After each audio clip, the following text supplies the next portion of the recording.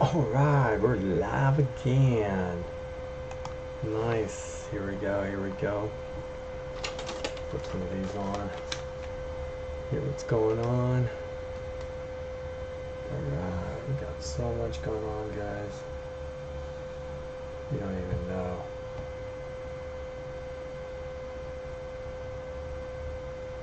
Let's see here.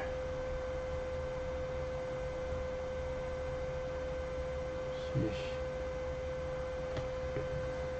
Alright, let's go check it out. Yeah, we have a bad connection today. Not good, not good.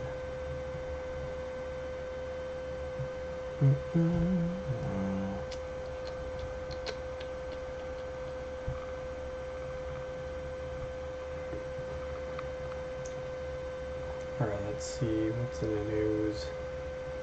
Let's take a look. Some stuff that I wanted to see. Oh, I got this one right here.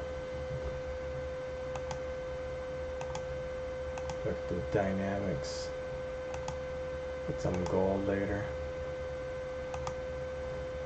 Let's go on with these guys. It's good they're being taken out. Appeals court upholds temporary block on Alien Enemy Act deportation.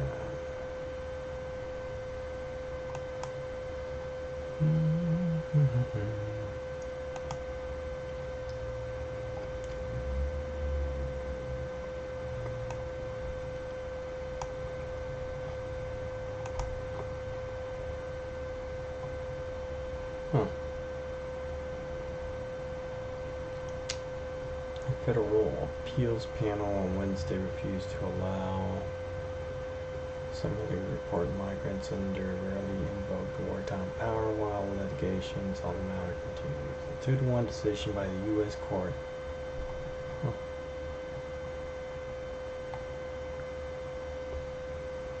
Russian court hearing and deport hundreds of people, says members. The Venezuela Trande are whereas prison knows how it became a flashpoint in growing tension between President Donald and the federal court.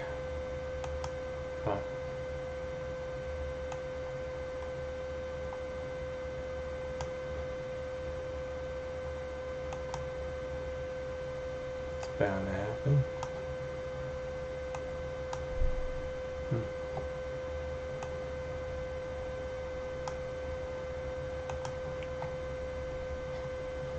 Alright, let's see what else is going on. Palestinians protest for too flawed. Vampire Diaries. Oh, this is interesting. Divisible parts. Partial solar eclipse will take place Saturday. Where to see it? A partial looks interesting.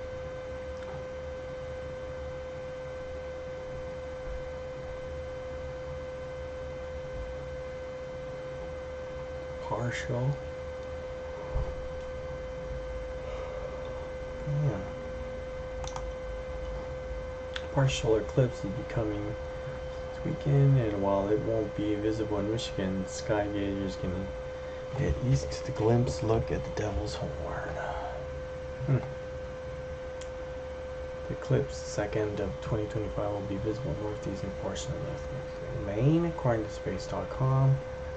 Eclipse will come just over 2 weeks after Michigan saw a total lunar eclipse. Okay. So it looks like Maine and Maine.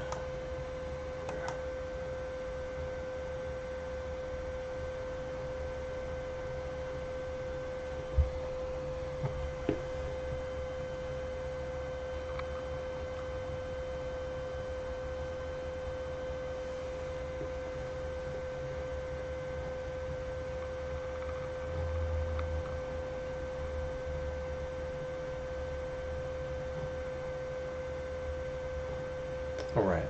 Looks like we're a little bit better now. I was looking at the, you guys see this? I thought it was like, fake at first. But it's not. Look at this. Okay.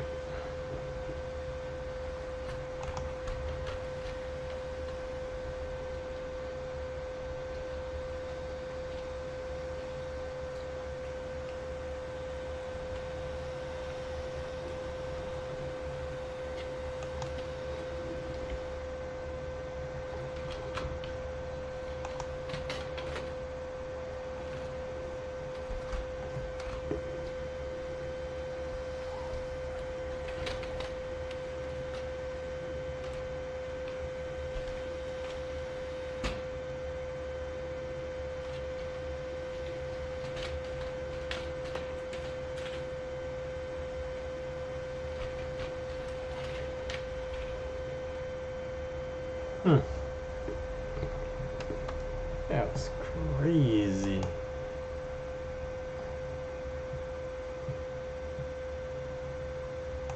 Because I was coming from here, I was like, what? Trusted by issues leading organizations around the world. DHL, BP, Nation Grid, Turner. You know, I'd like to know what BP is doing with this thing.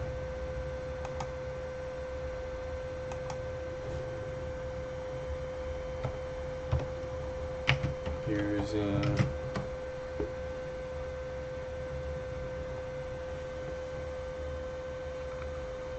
fun put to work, your hands.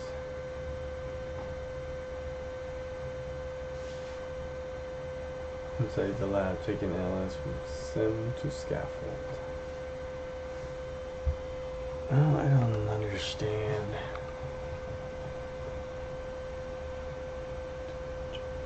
That's fine.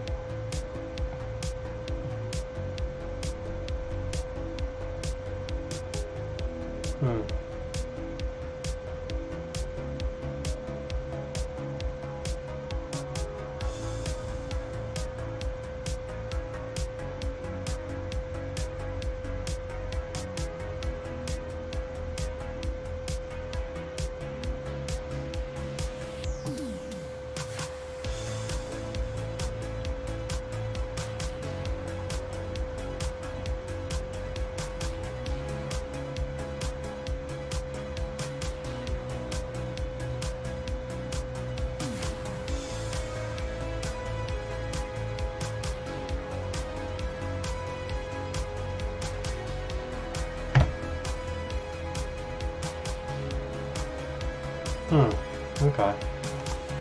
Well, I don't know what that was about. DHL. What is this?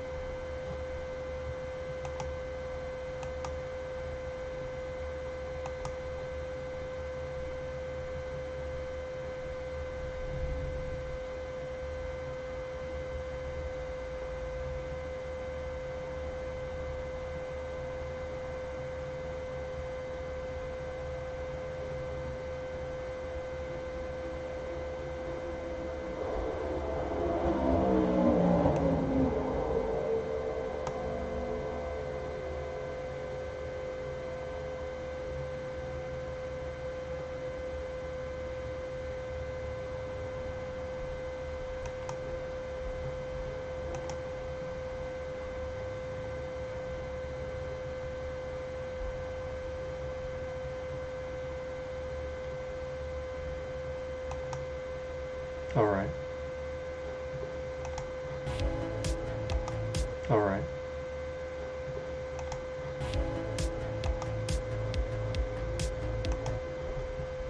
Took a bit of time there. Took a bit of time there.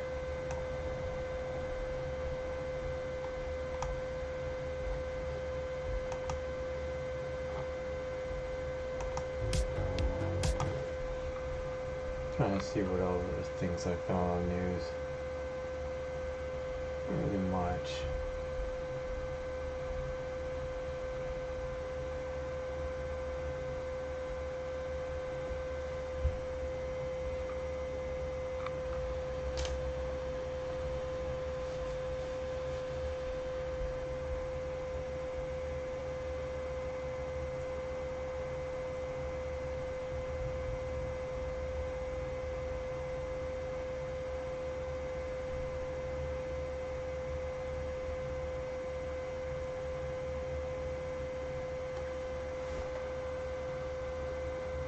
Oh, what?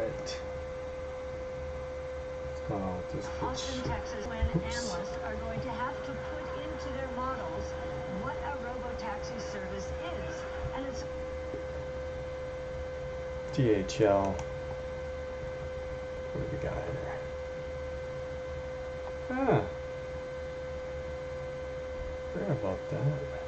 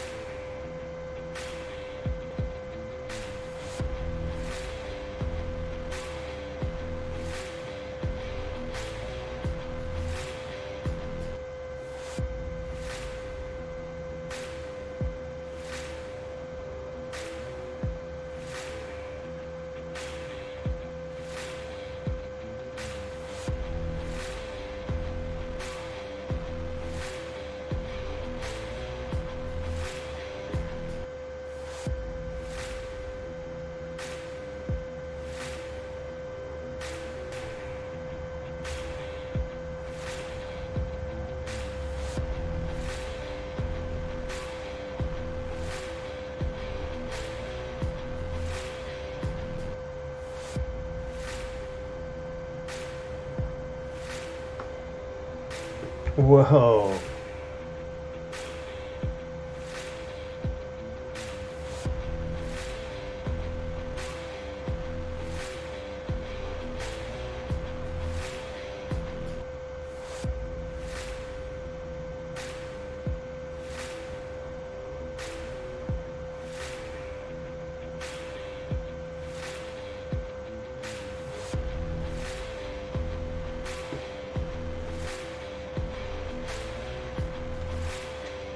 I can see it putting in some stuff in there.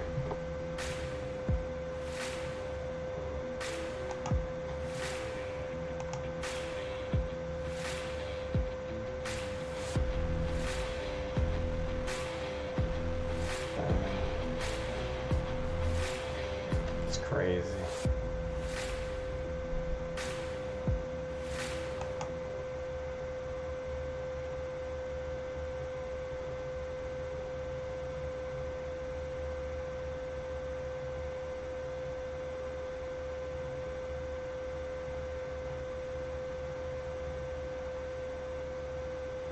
DHL just spent 15 million.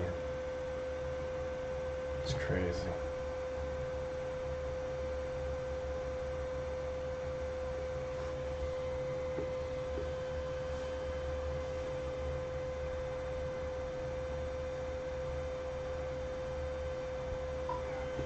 act like a god. That's what you are. I want to see my kids. Call my mom. She lied.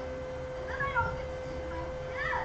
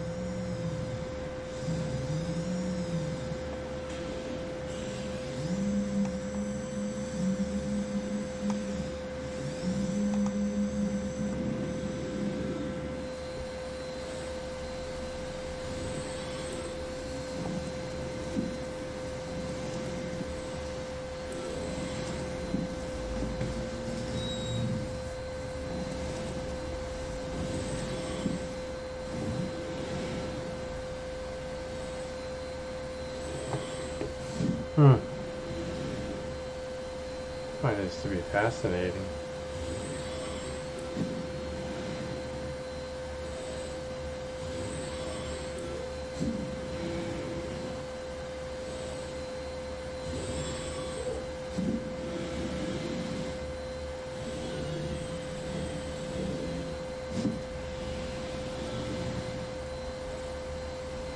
The only problem is that not every box is created equal. The only thing I don't understand about that.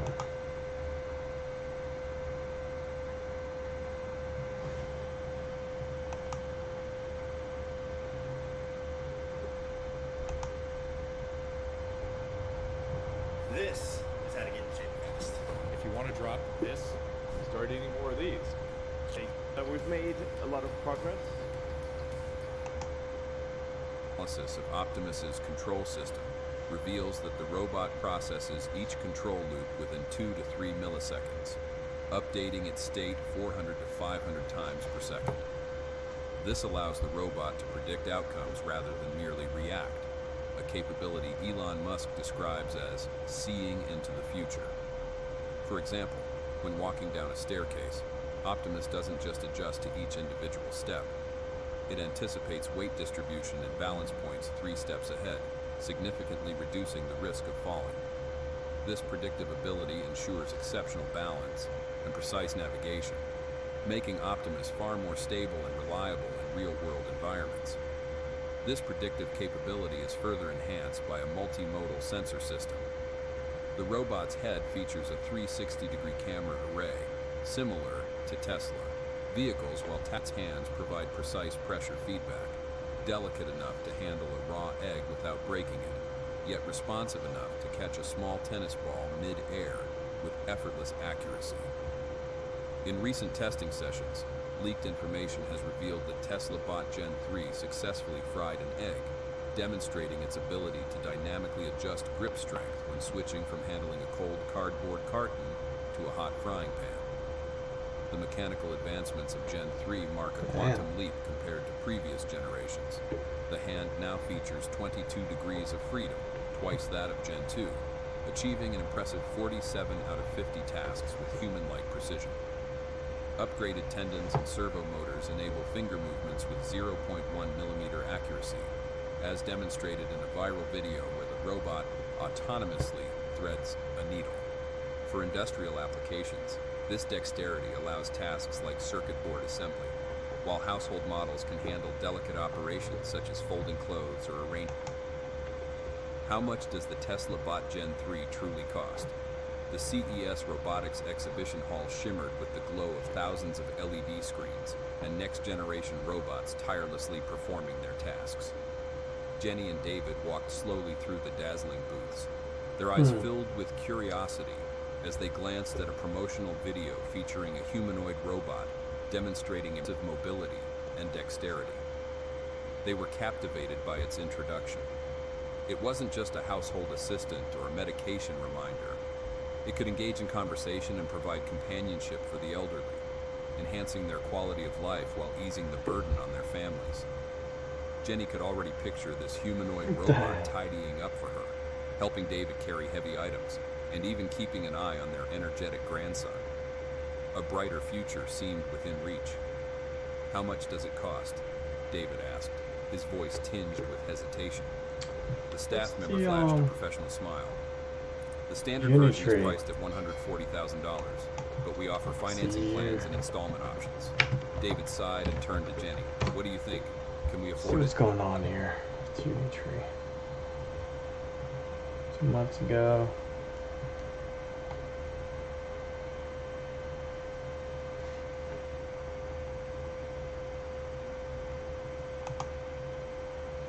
And these guys are putting people to work. Sir?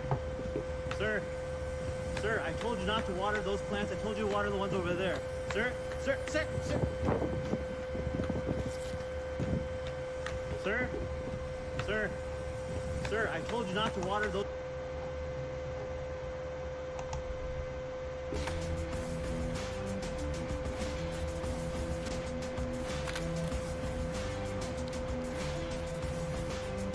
some point.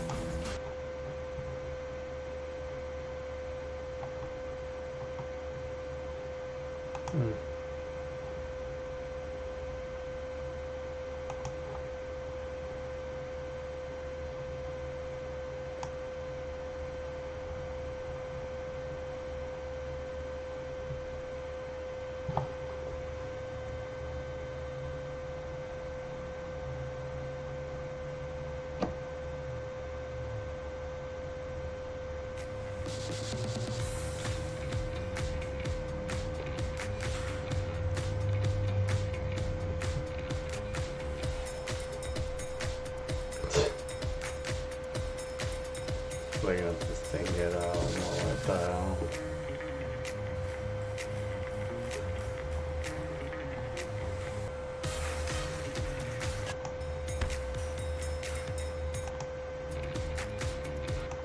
Backing himself up.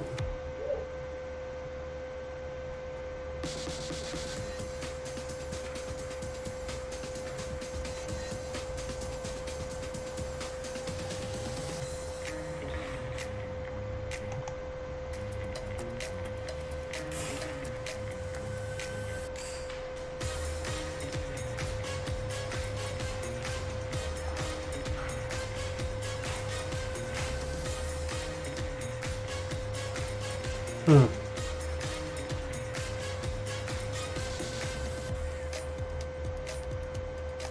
so hilarious. I don't know, man. About any of these things.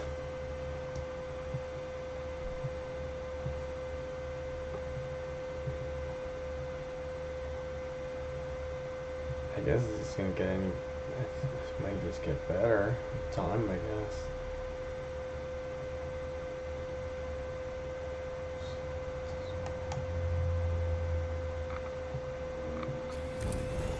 Cars new and old, whether it's your first car or you've had a few.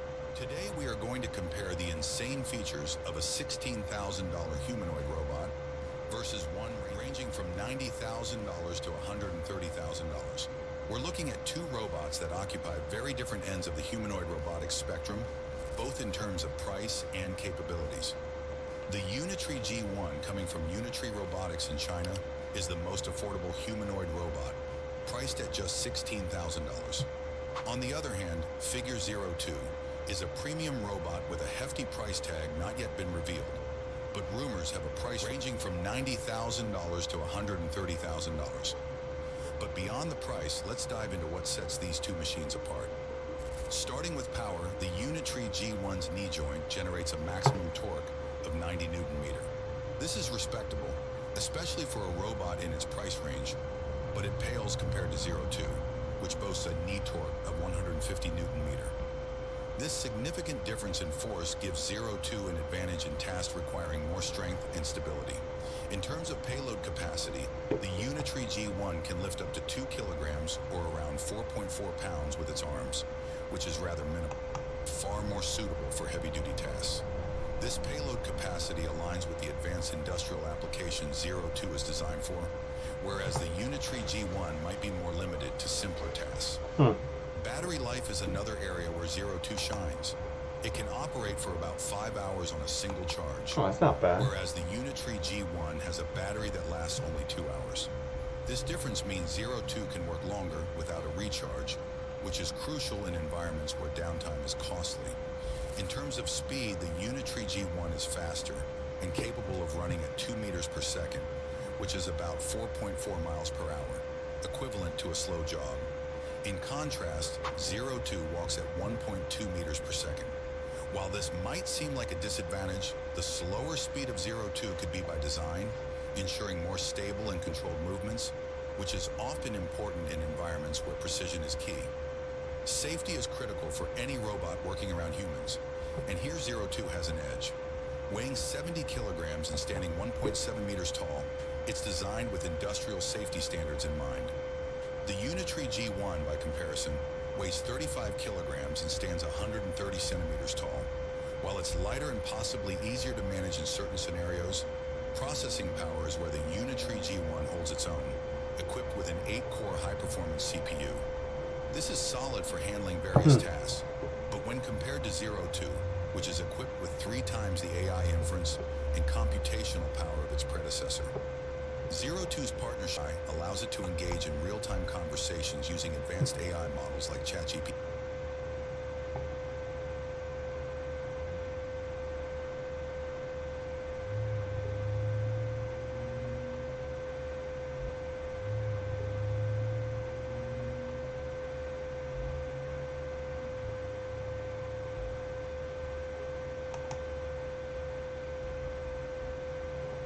What is this? Watch this. Oh, Are you ready? okay.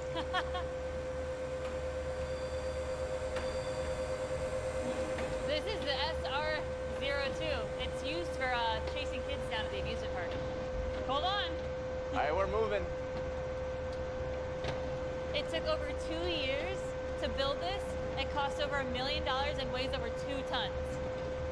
Watch this. Oh, Are you ready? Oh my god. Whoa.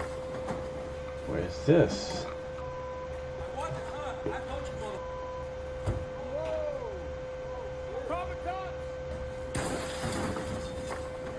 Whoa, what just happened?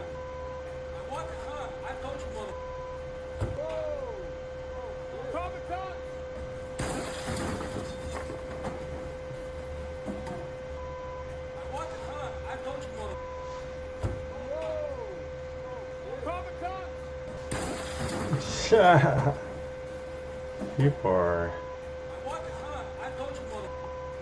I wasn't on. I want a hun?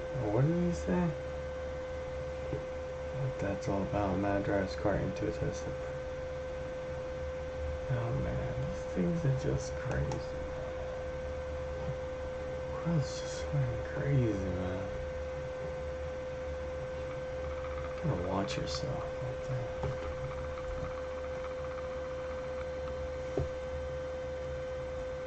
Predator generators give you the power to do more for less. Only at Harbor Freight. Yeah, I had to step back, otherwise I would have got hit. Mark Beaumont was one of the 70 or so protesters outside of the West Palm Beach Tesla dealership when Andrew Dutill drove his SUV onto the sidewalk, scattering people out of his way before he got out of the car shouting. He stops, gets out, waves his hands and says, I lost my electronics, I can't steer, no brakes, don't touch the car, it might explode. Dutill did not hit anyone with the car, but Mark's daughter told police she was in fear for her life. She said, he looked like he was coming right at me. Dutill went into the Tesla dealership while people called 911. When deputies arrived, he took off again, but they quickly pulled him over and took him into custody. Had he had the intent to really injure somebody, he could have easily done that. And I think that it was pretty much a stunt. Witnesses told deputies Dutill had driven by earlier, shouting at the protesters before swinging his SUV onto the curb and driving forward about 25 feet before stopping. Beaumont says his group, the Palm Beach Indivisibles, was protesting Elon Musk's involvement. I don't know, man.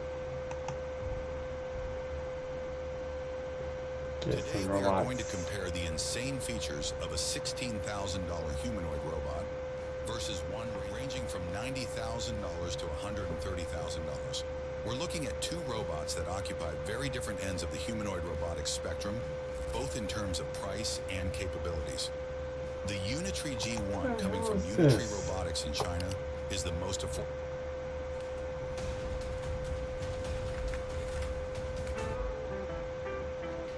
The Robot War.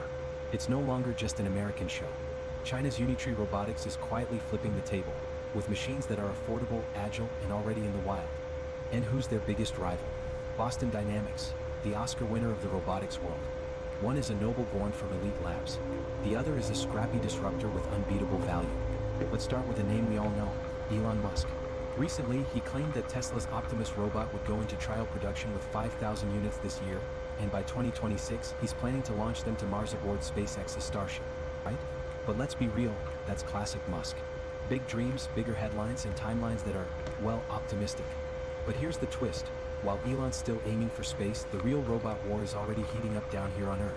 Today, we're putting these two tech titans head-to-head to see who's really got what it takes to become the king of humanoid robots. Round 1, movement that'll make you say whoa. Boston Dynamics has been in the game for decades. Their robot Atlas moves like a pro athlete on a Red Bull high. It can run, jump, backflip, and even bust out breakdance moves that would put some TikTok stars to shame. With rotating joints in the waist, hips, and neck, this robot doesn't walk. It glides. It's like ballet meets parkour in a metal skeleton. But wait, Unitree isn't sitting back. Their G1 humanoid robot is doing kung fu high jumps and something that looks suspiciously like a standing backflip. Yes, you heard that right, a standing backflip. This thing doesn't just walk like a human, it moves like Jackie Chan in his prime. And the tech behind that? The M107 joint motor made in-house by Unitree. It delivers a peak torque of 360 Newton meters, enough to lift serious weight, and costs only a fraction of Boston Dynamics motors. We're talking 1/5. That's like getting a Ferrari engine at the cost of a bicycle chain. Round 2, price tags and practicality. Let's talk money. Boston Dynamics four-legged robot Spot costs a jaw-dropping $75,000. That's more than most people spend on a car, or two. It's amazing tech, no doubt. But it's also out of reach for everyday users or even most small businesses. Now enter Unitree with the go-to robot, just over $1,000. That's right. For the price of a new iPhone, you could have your own robot dog walking around your living room, or better yet, helping out in real-world tasks. Their industrial model B2? It can carry 40 kilograms and walk continuously for 4 hours. Imagine sending that thing to do inspections, deliveries, or even search and rescue missions. It's not science fiction. It's already happening. Unitree is literally building an army of robots, at the cost of building a car. Round 3, the ecosystem game.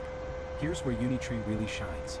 They've created an open platform with over 30,000 developers worldwide contributing algorithms, apps, and ideas. It's like the App Store, but for robots. People have already trained Unitree robots to dance on poles, navigate ruins, and do fancy tricks. This crowd-powered innovation means Unitree is evolving at 5 times the speed of traditional R&D. Meanwhile, Boston Dynamics is more closed off. Their tech is elite, no doubt about that, but it's like owning a Bugatti. Beautiful, powerful, but hard to customize, and definitely not something you mod in your garage. Round 4, intelligence and brains. Now, don't count Boston Dynamics out just yet. They're teaming up with NVIDIA to use the Jetson Thor platform, a chip system that can handle trillions of operations per second. That's the kind of brain power you need when deploying robots in nuclear disaster zones or high-risk military missions. So if you need a robot to walk into a burning building, dodge falling debris, and make life-saving decisions in real time, Boston Dynamics is still a beast. Round 5, global reach. Boston Dynamics has a firm grip on the high-end market. Their robots are working with the US military, NASA, and elite research labs around the world. They are the go-to for prestige, precision, and power. But Unitree? They're going global fast. Their robots are already in use in over 50 countries. From factory floors in Germany to university labs in Japan, they're everywhere, and they're affordable. Plus, they're making waves in industrial patrols, warehouse automation, fire rescue, and even entertainment. The verdict? Who wins? Well, that depends on what you're looking for. If you want the Lamborghini of robots, cutting-edge tech that dances like a gymnast and thinks like a supercomputer, Boston Dynamics is your winner. But if you want a practical, customizable... It's crazy. What is this?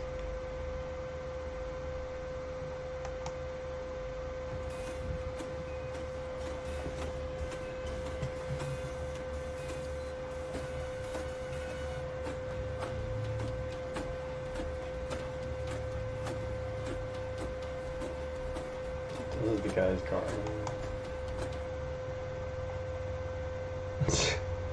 I get it. Balance revealed. The Amateur. In IMAX. The Amateur is one of the most exciting spy thrillers in years. Boston Dynamics Atlas is back, and it's more powerful than ever. After years of viral parkour stunts, backflips, and dance routines, the humanoid robot disappeared from the spotlight. But now, in 2025, it has returned with a completely new design, a more advanced brain, and capabilities that push the limits of robotics. The old hydraulic Atlas is gone. In its place stands a fully electric AI-powered machine capable of learning, adapting, and performing complex tasks in ways never seen before. Atlas, Boston Dynamics' flagship humanoid robot, has undergone a major transformation. Originally developed with hydraulic systems, it became famous for its parkour skills, backflips, and dance moves that amaze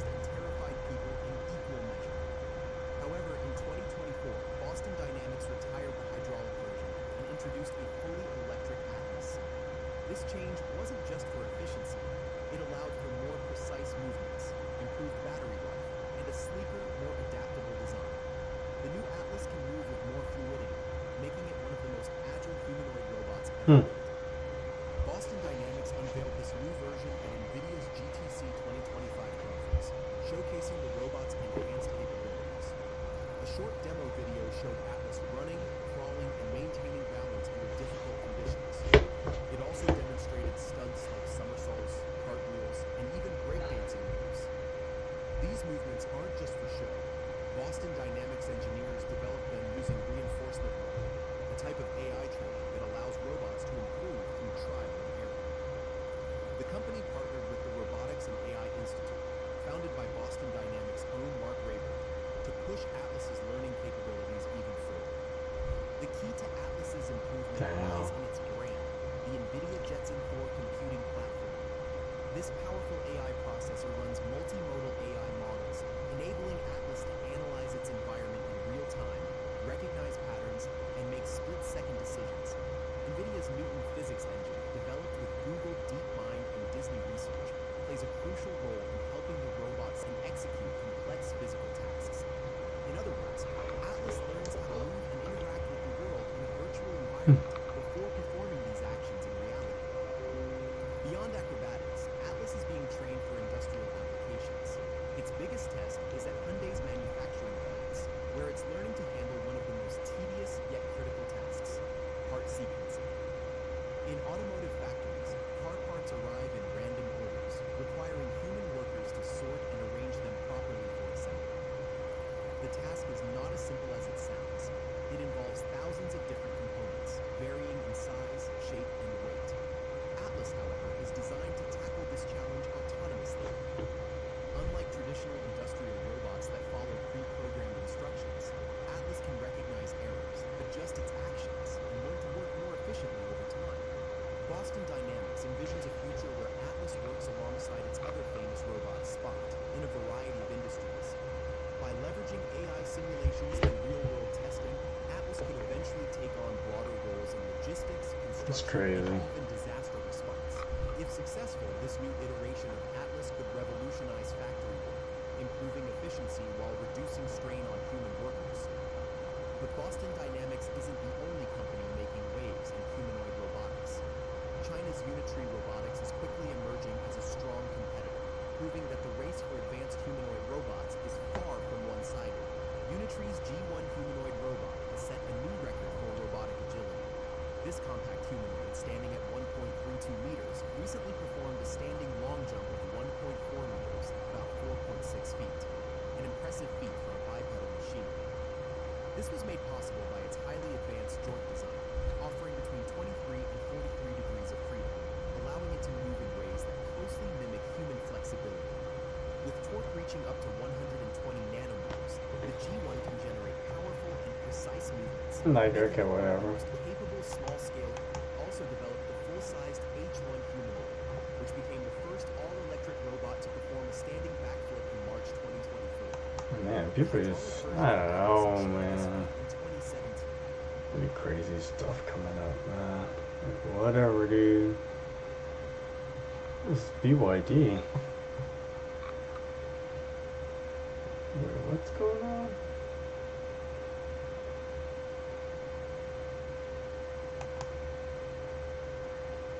I'm like, oh, wait, what's going on? Excuse me, razor break. Security? Shave money.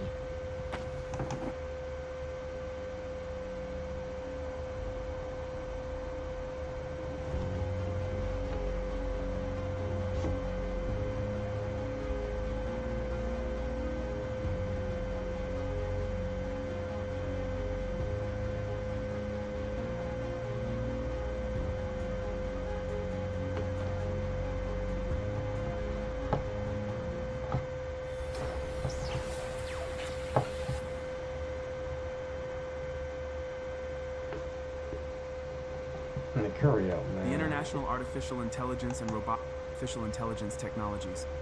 The world's largest tech companies presented cutting-edge robotic machines, drones, humanoid machines, industrial artificial intelligence, and autonomous systems, all of which have the potential to revolutionize everyday life in the near future. China emerged as the dominant player at the exhibition, with companies such as Unitree Robotics, Huawei, and DJI showcasing their best products and reinforcing China's technological supremacy in their respective sectors. Despite China's strong presence, major international players also participated in the exhibition competitive. For example, Boston Dynamics from the United States unveiled an updated version of its famous robot named Spot, adapted for extreme conditions. AB China as a global leader in high-tech robotics development, technological dominance, other countries, robotic machines, and China is shaping that future right now. Changes in posture. It executed complex cinematic movements including pre-programmed shooting trajectories, gliding around the subject, tracking it, or creating stunning panoramic shots.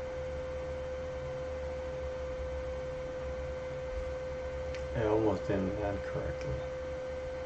At the recent Mobile World Congress exhibition in Barcelona, the South Korean company AI Robot presented its new robotic humanoid called Alice version 4.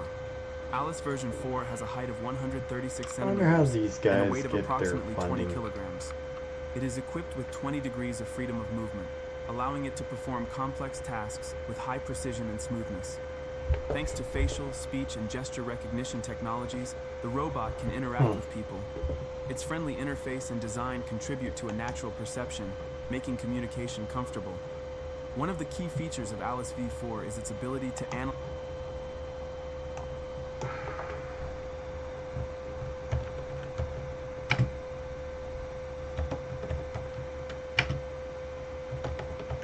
Let's go to the signal thing. What's the big deal here? Let's see what he says.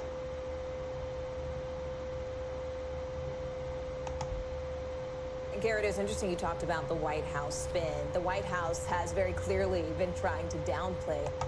She said it was the only such glitch in his 2 months back in office. Essentially, he defended Mike Waltz. He told me he thought he was a good man who had learned. Okay, we've heard of that. But they can't give us a quick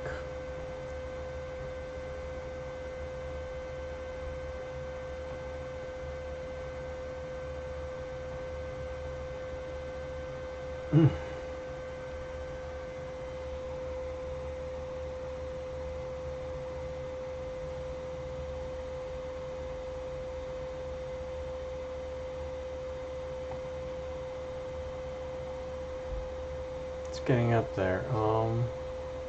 See what this has. Not really into this.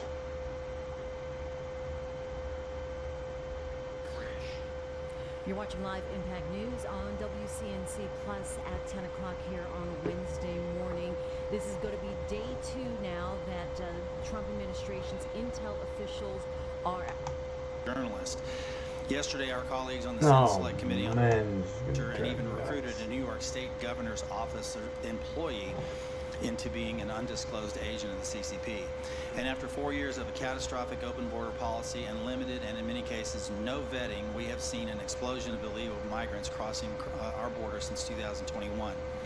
In fiscal year 2024, 516 were identified to be known or suspected terrorists, 106 of whom tried to sneak into our country between ports of entry.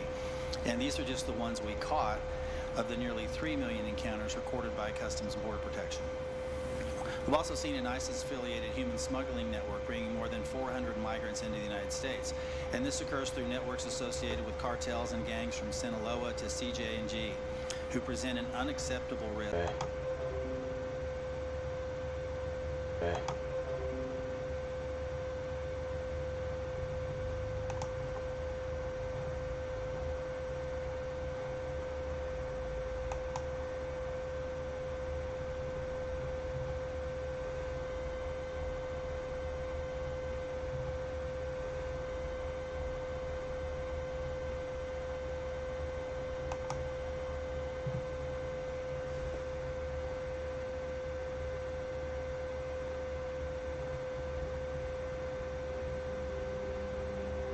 For decades, El Salvador was the most dangerous country in the world. Salvadoran women continue to openly defy the government by murdering 2 more military personnel in cold blood. El Salvador is facing the worst escalation of violence since the end of its civil war in 1992.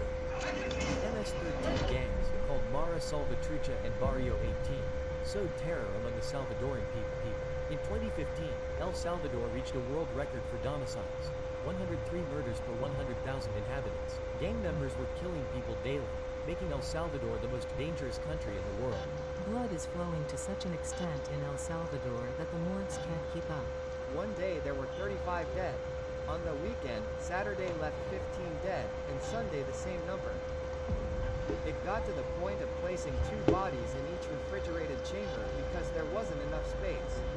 All this changed with the arrival of Bukele and the creation of the most secure prison in Latin America and the largest in the world. The construction of the Sacó was carried out in record time, being completed in just 7 months. The prison extends over 116 hectares, of which 23 are dedicated to penitentiary buildings. It has 19 surveillance towers, concrete perimeter walls over 2 kilometers long, and electrified fences with 15,000 V charges.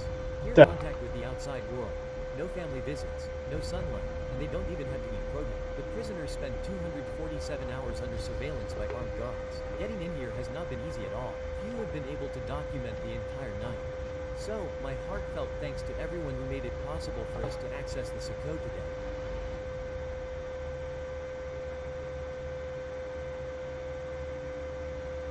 Damn, dude. I don't know if that. Oh man, I got working there. We're about to pass the first checkpoint. That would be all, then. There you have it. Ah. It's too much work, dude. I don't know, man. All we're carrying is the camera. Right now, we're going to be cut off from communication for 9 hours. Let's go inside. Hey, you've already passed the security procedure.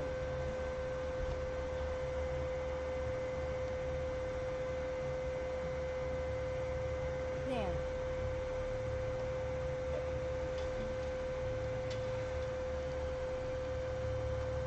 Our microphones, batteries, a spotlight, and a tripod for the spotlight.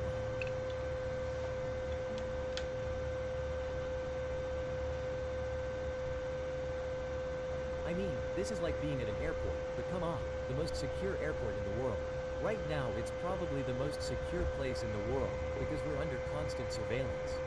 As soon as we go through the cells, it's the same, we'll be under constant surveillance. We have to be careful, we obviously mustn't make any gestures.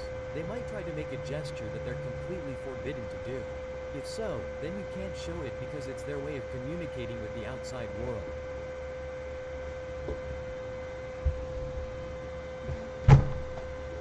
Good morning. There is no good Shall morning I move here. On? Yes, move on. I'm taking out the things in the bags. He turns around and looks back. He lifts his arms.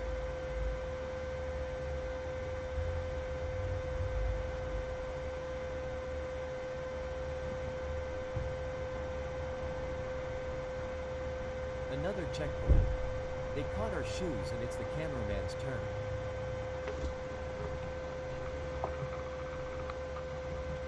No one gets away with it here. You're carrying. What the hell are you carrying? Chocolate. Let's go in, man. On. January 31st. We completed 2 years of operating this prison, and up until now, we haven't had a single alert where a subject has tried to surprise us by bringing in any of words. These types of individuals that we have here are psychopaths. And you will be able to see them there, inside the cell. In other words, educated, disciplined. It seems as if they have done nothing. But if we look at each of their records, we have individuals here who, due to the number of crimes they have, many of them have sentences of up to 1,000 years due to the number of crimes committed. How did Sacó come about? The CO was born out of necessity when gangs increased their criminal activity in our country, and there was a bloody weekend, Black Weekend. Imagine, more than 80 murders in 72 hours. Or 87 deaths nationwide. In El Salvador, where insecurity does not give respite, Damn. Frustrated with the way you currently file your taxes? What if you could track your tax expert's Darkest days in recent years, the National Civil Police counted 87 deaths in 3 days. That's when the president makes the decision to implement a state of emergency. The draft decree containing the state of emergency is approved. They are part of the operations carried out by public security authorities throughout the country.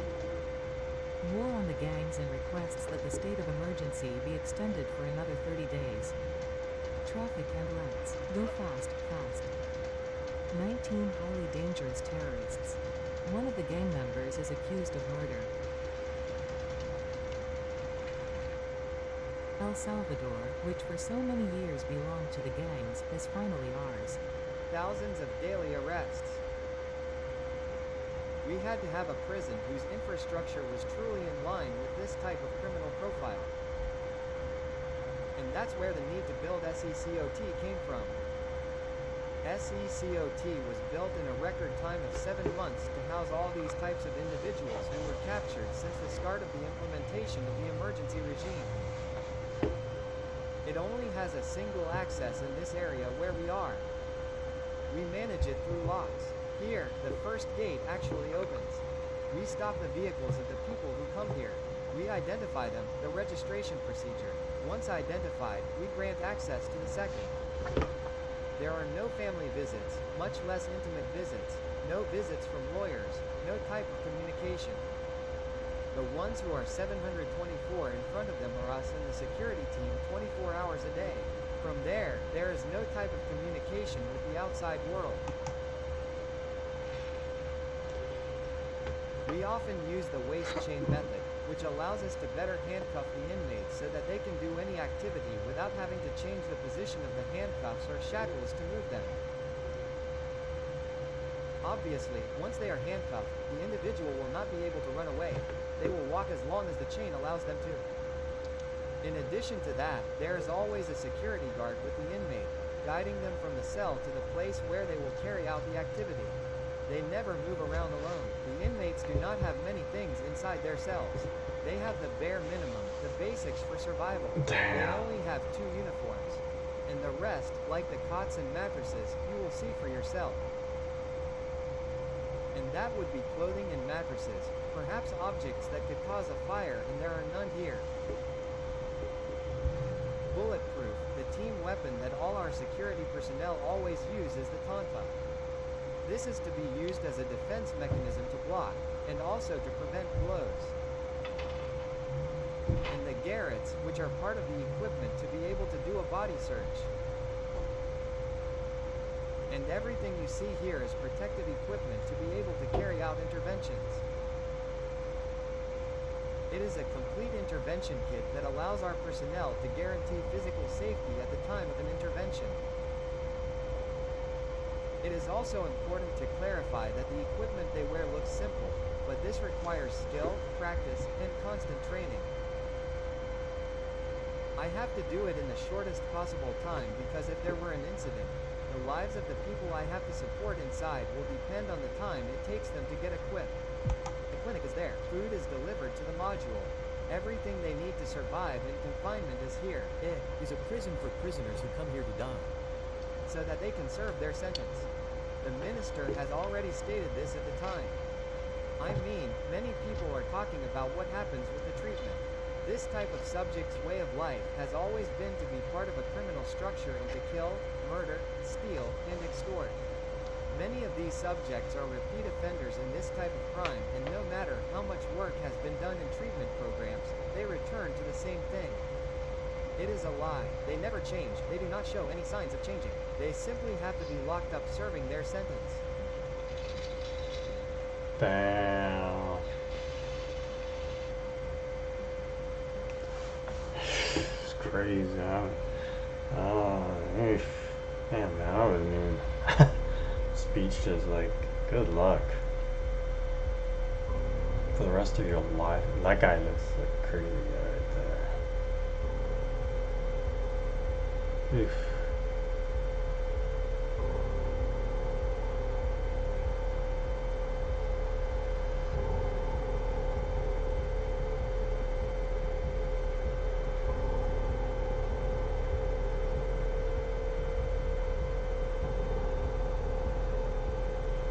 A lot of lost souls, man.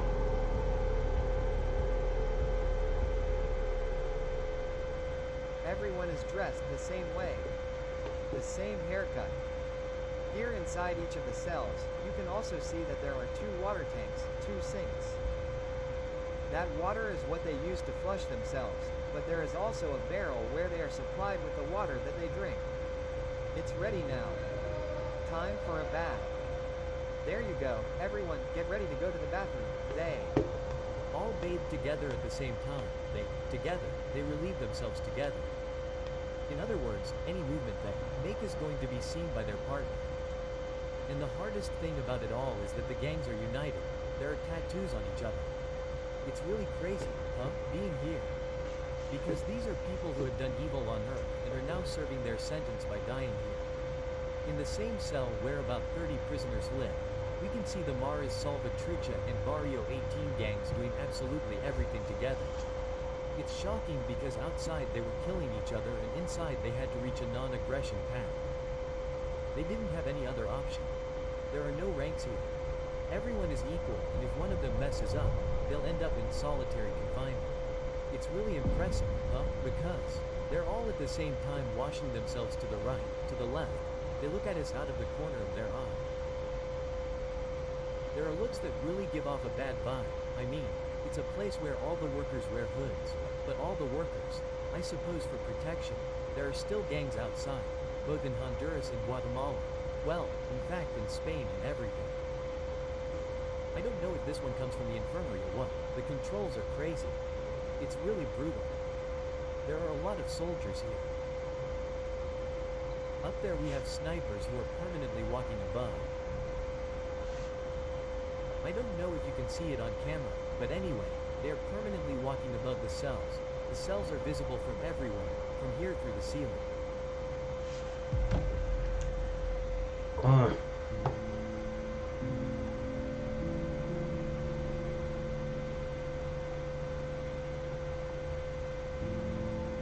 What inspection have they done? No, right now they're just extracting blood for some medical samples. It's so strong that sometimes it scratches the microphone's own inhibitors. Yes, so it connects, it disconnects. That's another test to see if it works. No, it's not brutal. Do you have time to shower? Yes, 45 minutes. 45 minutes. Sure, that's a lot. They have to have their time counted for each one. No, because someone might not shower. It is necessary to set a time for them because if they don't spend more time and the activities start running out, the schedule, the rest of the activities start running out. I mean, it is possible that someone might not shower if one is delayed, right? Probably, but the order is that everyone showers. Okay, a question that I'm sure has been asked many times. I see everyone hooded and you show your face calmly. Well, your colleague is not afraid because fear no longer exists. A coordinated effort has been made to search for all members of the terrorist organizations that caused chaos in our country. However, within the entire security policy, personnel are allowed to protect their identity. Each person decides to defeat. Each one of them. That's correct. It is voluntary. In my case, well, obviously I've been in the prison system for years. I've made my career here. I've worked for many years with these types of criminals, different prisons. I already know them. They already know me. What to hide? I have to talk to them face to face, do what I have to do to keep them under strict control, create order, generate discipline. So, I have to do it face to face and nothing happens. We're used to it. There. Used to it? Yes. No, that's how they respect you. Life is expensive. Quality tools don't have to be. Harbor Freight, America's #1 tool store.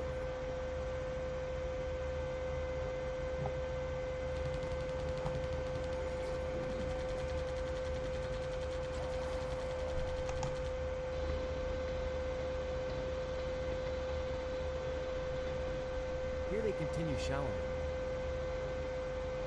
They have about 45 minutes to shower. Everyone. There could be between 20 and 30 people in there. They keep looking at us out of the corner of their eye while they're showering. When we enter, it's dead silence. I mean, an incredible silence. And that's because they have them subdued. I mean, they have them there at attention. They know exactly what they have to do at all times. They've arrived in silence and suddenly they've said, shower time. And everyone has gotten up, showered, and that's it. They're just drying themselves off, and if one of them takes too long, the other one doesn't have to shower. There's no heating here. No, it doesn't. Exist. Part of the infrastructure design complies with certain international standards because international human rights organizations always raise hell when there's a sealed infrastructure with 4 walls and a roof. In this case, the infrastructure design has cross ventilation, natural ventilation at the ends, and that's why I think you can feel the difference from the area we just passed through here. Despite being in a closed area, the temperature drops dramatically. The light is always on like this. The lighting system is 24 hours a day. They go to sleep with the light on. That's right, today. Know what time it is now? Probably because they already know the time when activities start. They start marking it from there. They don't have any. They don't have any kind of watch, any type of object with which they can determine exactly what time it is. Or what day it is. Damn, dude.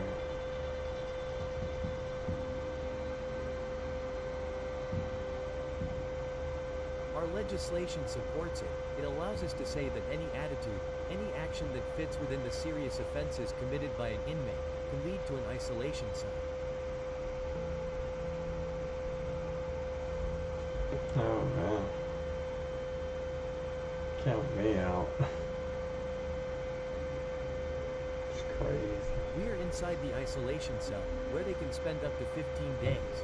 Especially those who arrive here are the first to enter, who come in a little more cocky until they later see what the cot is like. The bed, well, it is concrete. It is concrete, I mean, they do not have a mattress either. They would sleep here. This is individual, I mean, one person can sleep here for 15 days. None of them has lasted 15 days because you go crazy. Here they would shower. Here they would relieve themselves, and this is the worst part. This is what a prisoner would see for 15 days. Absolutely nothing. Oh, shit. The only thing you can see is the light from the door and the ceiling. A little bit. They would be like this all day long, 15 days. Man. It is crazy. No one has lasted 15 days. I mean, they had to leave by medical order. Leave. Hello, please.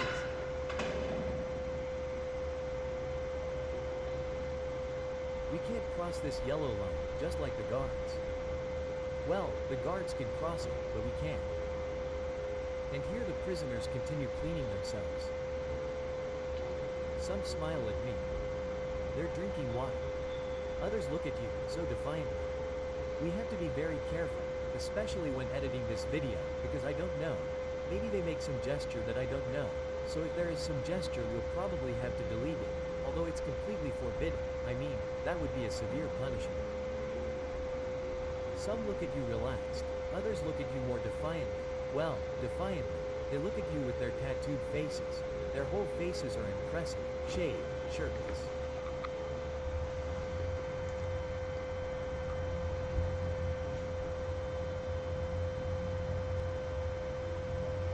There, one prisoner asks the guard where they're from.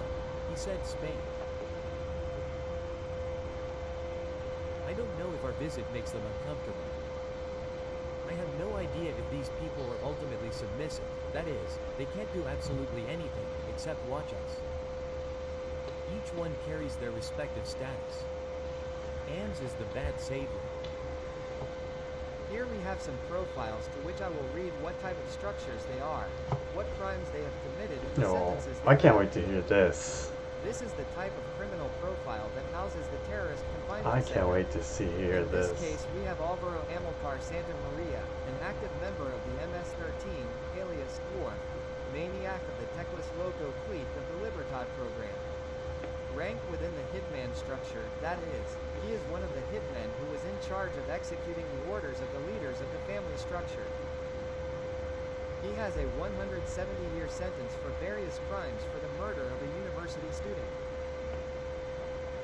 This young man was murdered just for having fun in a populous neighborhood in the municipality of Mexicano. He left in the afternoon for Santa Tecla and never returned home. Here we have Jose Mauricio Herrera Ramos, alias Vago, Huicho Color Clown, member of the 18 revolutionaries with the rank of hitman, also one of the hitmen within the gang structure, sentenced to 255 years. How old are you? 29 years old. Among some of the crimes he is charged with: aggravated homicide, illicit associations, simulation of crimes, among others. Member of the Mara Salvatrucha. Of the Locos clique, national rank within the structure, sentenced to 639 years. Turn around, you rolled up your shirt. Among the crimes for which he is convicted: aggravated extortion, illicit trafficking, aggravated homicide, terrorist organizations, possession, contribution, irresponsible handling of firearms, among others. Damn. Member of the 18 Sereños structure The of the Shadow extortion Locos portion. Sereños clique, Martin tribe, in charge of the court. Subject is linked to a massacre that occurred in 2015 in the Buena Vista canton of the Cuscatlán department, where 5 construction workers died. They have already been sentenced to more than 200 years for these murders. Member of the 18 Sereños of the Shadow Parlocos clique with the rank of hitman, Sashipario, sentenced to 433 years. Position in conspiracy to commit murder, aggravated extortion, preparatory acts, proposal and conspiracy, illicit trafficking, illicit associations, among others. This is the type of criminal profile that we have here inside the terrorist confinement center. The number of crimes that the subjects have committed increases the number of years of sentence. Because these subjects have not only stolen, they have murdered, raped, extorted, and deprived people of their freedom. Damn. The gangs even used a method of forcibly displacing humble families in order to take their assets. Gangs, Well, that reminds me of the fruit start company. out operating by demanding money from people at will. Well, that reminds me of the fruit company. I don't know if you guys know. I'll show you.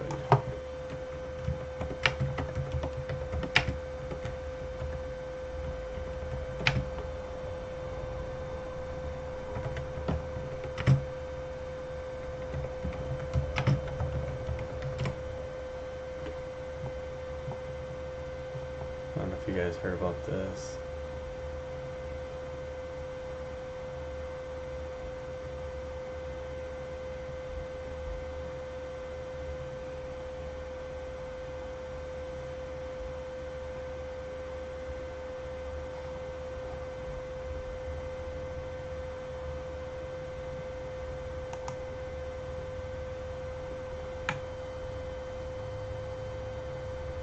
I'm done spending an obscene amount of money on takeout every Don't day. even pay me for this.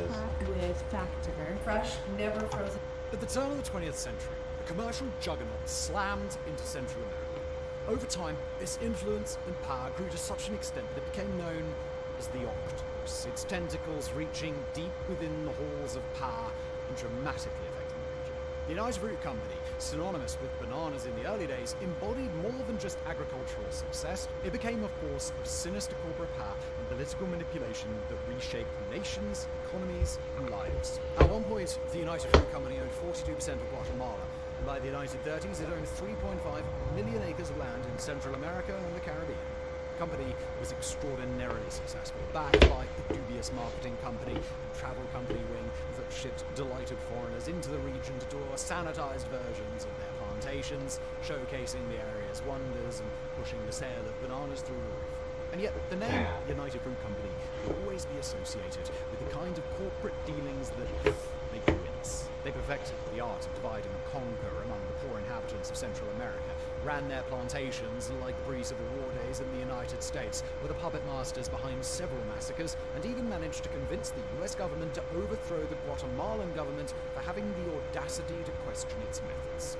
In today's age of corporate greed and capitalism, we've become somewhat accustomed to shady business practices, but none come close to what United Fruit Company did. The United Fruit Company was formed in 1899 by Minor C. Keith and Andrew W. Preston from the merger of several smaller banana importing companies in Boston. Keith had already laid down substantial railroad tracks in Costa Rica, initially to aid in constructing a national railway. However, when the Costa Rican government defaulted on its loans, part of the deal that emerged was that Keith was given access to 800,000 acres of tax-free land along the railroad, plus a 99-year lease on operating the train route. Bananas were initially seen as a cheap food source for his workers, but he quickly realized that shipping them north into the United States was an untapped gold mine. The company quickly established a monopoly over the banana trade in several Central American countries, while acquiring large swaths of land and controlling the entire supply chain, from cultivation and harvesting to transportation and marketing.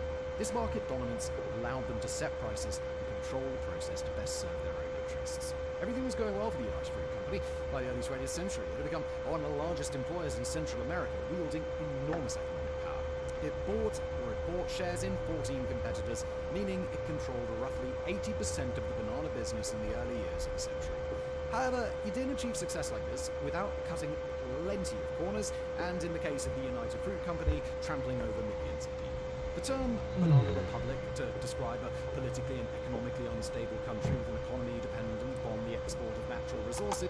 Anyways, that's our. No, they mutated from that to putting a gun to someone's head for not giving them money. That's the type of criminals we have here. While it's true that our legislation states that the maximum penalty in El Salvador is 60 years, due to the number of crimes these individuals have committed, when you add up the sentences, there are many cases that exceed 1,000 years.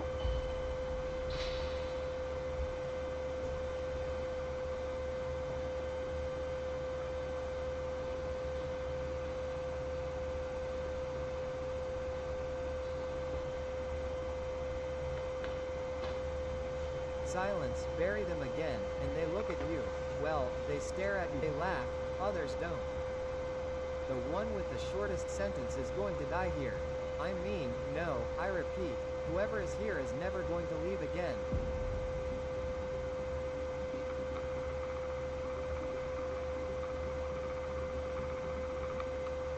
You can see that each of them on their bodies, on their skin, have tattoos alluding to the structure they belong to. In this case, here we have 18 Sureños. Gang 18 used to be one, but there was a split a couple of years ago and they were divided into Sureños and Revolucion. 18 Sureños, 18 Revolucion, and MS-13. Guys who are obviously mortal enemies on the street, fighting for territory. Here they have to learn to live and coexist in the context of confinement, which is where they are going to spend the rest of their lives. Let's take out. There are 3 little stains out of those 2 that are there. We're coming too. You come for these are their tattoos. First of all, what differentiates the letters and numbers of the MS gang from the 18? What's special about them is that in their early days, gangs used their tattoos to instill fear, to instill terror in the population. They got tattoos to show their presence in the territory, to make an impact, to mark their territory, and at first, some structures also took the tattoo on the face as a punishment for a gang member for not following an order, a mission that had been given to them. Tears represent the deaths in which these individuals have participated. The spider web, light. In prison, we can also see images of children's or women's faces that represent their family ties. It could be their son, their daughter, their wife, their mother. Well, in this case, many of them no longer have family ties. Their wives abandoned them, went with someone else, emigrated from the country, but a large part of the women or life partners of these individuals are also detained.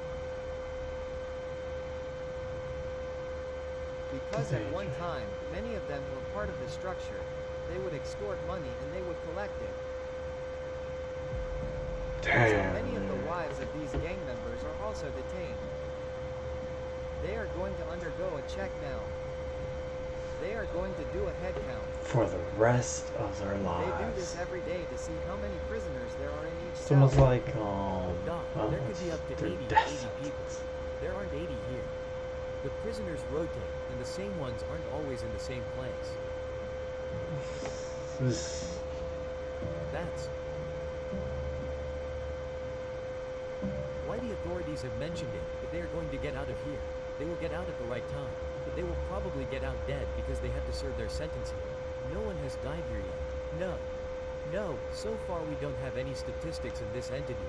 Well, in the context of confinement, these individuals are never going to get out because there are no benefits. For that type of person. The average is, how much is it? Ah, that's good data. Well, if you can see, the age is relatively between 20 and 35 years old. These are individuals who, well, many of them were part of the gang structure since childhood.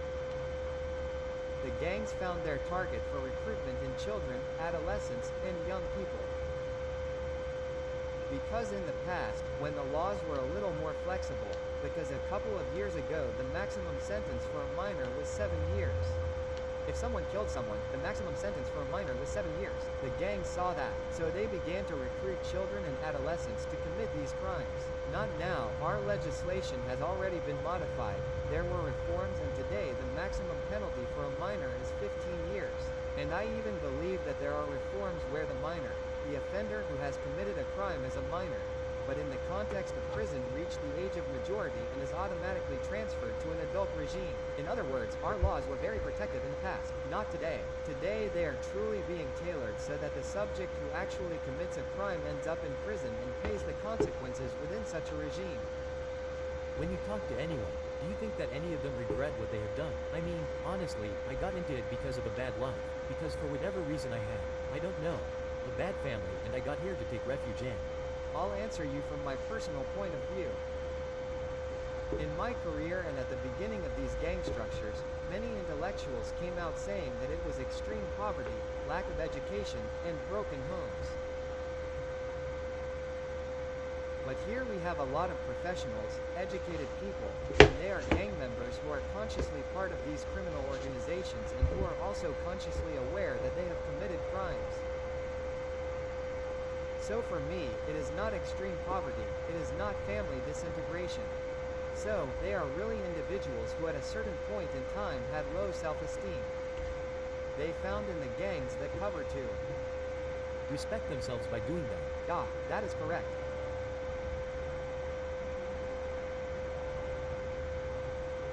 18 Serranos. They adopted black clothes, black shoes. On the other hand, the MSEs adopted white. They had women's hair in white. Nike Cortez shoes. They were specific brands for each structure. That is why an average Salvadoran could not wear dombas on the street, because if you crossed paths with MS territory, they would kill you. You would. Wear a core. Or vice versa. I mean, that was something that you could see in the large amount of clothing or shoes, but you had to pay close attention to what you were going to buy because suddenly you were going to enter an area controlled by X-Gang and you were not wearing the clothes they used there.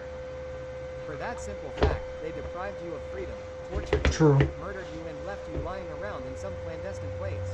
That is also why it is important to take control in prisons, not allowing them to have their own clothing in the context of confinement, and that is why the decision was made to make them wear uniforms. Here we break that whole cycle, that whole sense of belonging. Here everyone dresses the same, everyone has the same conditions in the same way.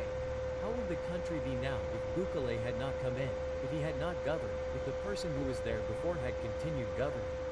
From my personal point of view, I think the country would have ended up in chaos under the total subjugation of these structures. That is why it was necessary. I heard that they even wanted to go as far as holding political office. Yes. As the authorities have stated in their speeches, the ultimate goal of these structures was to form, in fact, they formed a parallel state where, obviously, what they were seeking was power. The work, the plan articulated by the president and the rest of the authorities, is not a simple plan, but a strategically designed plan, and here are the results. Was this prison created in private, or did people know it was being created? No, this was public knowledge. Once the emergency regime and all the operations began, a few months later the construction of this work also began. It was public knowledge. Were you here on your first day? I have been here since the first day. Nowadays, everyone respects you. In other words, you have them well controlled. What was it like on your first day? I mean, how did you feel on your first day? Well, I think that would be it for now. It's crazy, man. Crazy. Alright, guys.